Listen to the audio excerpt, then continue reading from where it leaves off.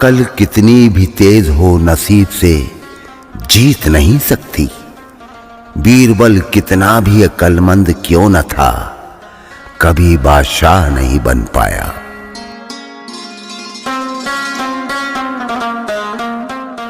इंसान अपने शरीर की शुगर तो चेक कराता रहता है, अगर जीभ की कड़वाहट को चेक कराए तो सारी समस्या खत्म।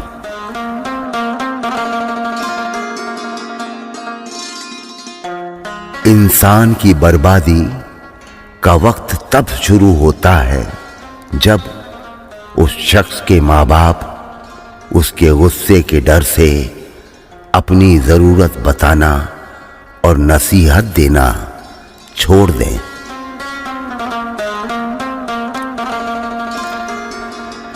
मैं कड़ी धूप में चलता हूं इस यकीन के साथ, मैं जलूंगा तो मेरे घर में उजाले होंगे।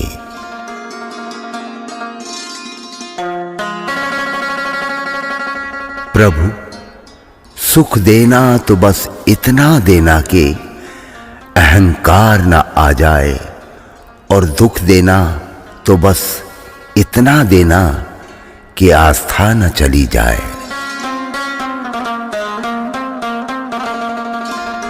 किसी ने क्या खूब लिखा है, वक्त निकालकर बातें कर लिया करो अपनों से, अगर अपने ही ना रहेंगे तो वक्त का क्या करोगे।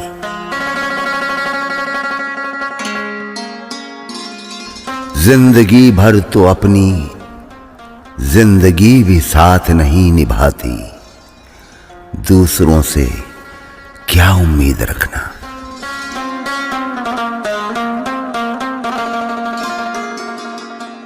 माँ बाप के पास बैठने के दो फायदे हैं, आप कभी बड़े नहीं होते और माँ बाप कभी बूढ़े नहीं होते।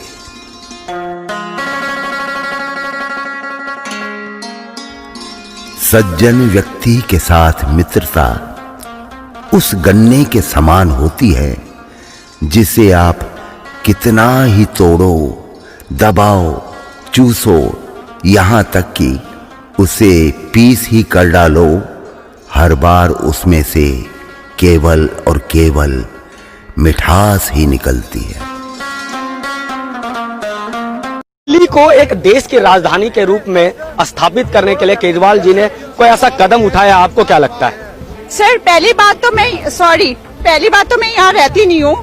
मैं चाइना में रहती हूँ, वहाँ काम जॉब करती हूँ, मैं साल में एक बार आती हूँ, और दिल्ली की हालत देके मैं आते जैसे मैं एयरपोर्ट से बाहर आती हूँ मेरी आंख में आंसू आते हैं कि इस मेरे देश की हालत इस केजरीवाल ने बर्बाद कर दी है। और दूसरी बात मेरा सरनेम मेरी मदर की साइड से केजरीवाल है, और मैंने वो सरनेम हटा दिया है कि मुझे बेइज्जती फील होती है इस सरनेम के कारण।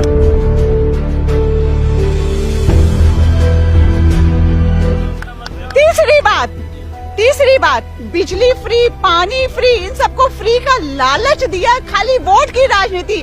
जिसको काम करना होता है ना, वो कभी फ्री का लालच नहीं देता है, वो अपने काम से, जैसे मोदी जी के नाम से हम वोट देते हैं। जब मोदी जी नहीं आए थे उससे पहले मैं चाइना की सड़कों पे जब घूमती थी, मैं वहाँ काम करती हूँ, और मुझे लगता था because China is a communist country, और मुझे लगता था यहाँ पे अगर मुझे कोई उठा के भी ले जाएगा या कोई गलत केस भी डाल देगा तो हमारी गवर्नमेंट, कांग्रेस गवर्नमेंट हेल्प नहीं करने आएगी।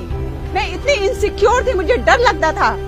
मैं कृष्णा को मानती हूँ, मैं अपनी इसकी कसम खा के कह रही हूँ।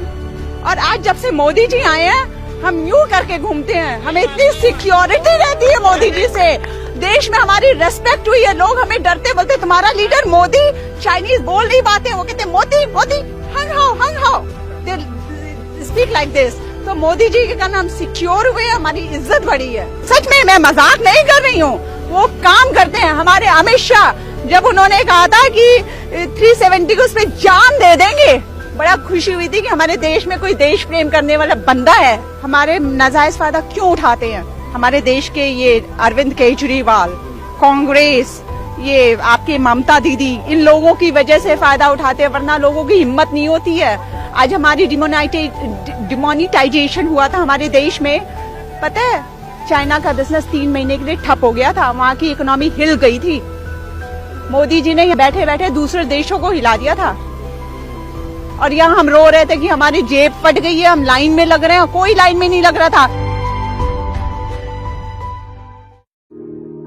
नन्ही सी हंसी भोली सी खुशी फूलों सी वो बाहें भूल गए, जब देश ने दी आवाज हमें हम घर की राहें भूल गए। हम सोए नहीं कई रातों से, जाने वतन सा चांद बुझे, हमें नींद उसी दिन आएगी जब देखेंगे आबाद तुझे। त्रिवेणी गौशाला बैतूल में ये गौ माता के गोबर से गौ में लकड़ी का उत्पादन किया जा रहा है। ये इस प्रकार ये संस्था के संचालक दीपक कपूर जी आपको गौ कास्ट के बारे में पूर्ण जानकारी बताएंगे। हमारे यहाँ गौशाला में 250 गौवंश निवासरत हैं। उसके गोबर से हम लोग गौ कास्ट गौ लकड़ी बनाते हैं, जिसको शमशान घाट में अनुबंध के तहत प्रदाय किया जाता है। एक शव में 3 क्विंटल के लगभग गोबर की कंडा लकड़ी उपयोग में लगती है। इसके उपयोग से घी है, कपूर है, दूसरी सामग्री नहीं के बराबर लगती है। इसका उपयोग करने से वातावरण शुद्ध होता है, प्रदूषण नहीं होता।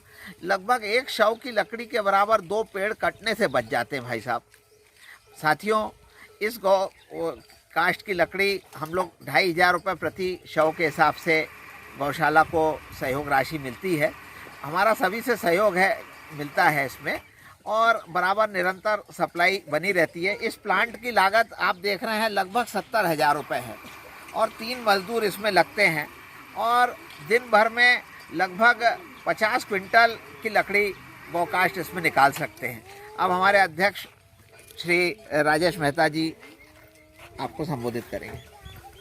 मैं सभी से अनुरोध करता हूं कि ये अधिक से अधिक स्थान पर इसका प्रयोग किया जाए, और सभी स्मशान घाट पे जहाँ जहाँ भी होता है लकड़ी का प्रयोग, वहाँ इसका प्रयोग करने से पर्यावरण एवं लकड़ी दोनों बचाई जा सकती है, पैसा भी बचता है, इस गोबर का उपयोग भी पूरा होता है, गौ माता की सेवा भी होती है, और गौशाला के संचालन में बहुत सहयोग भी मिलता है।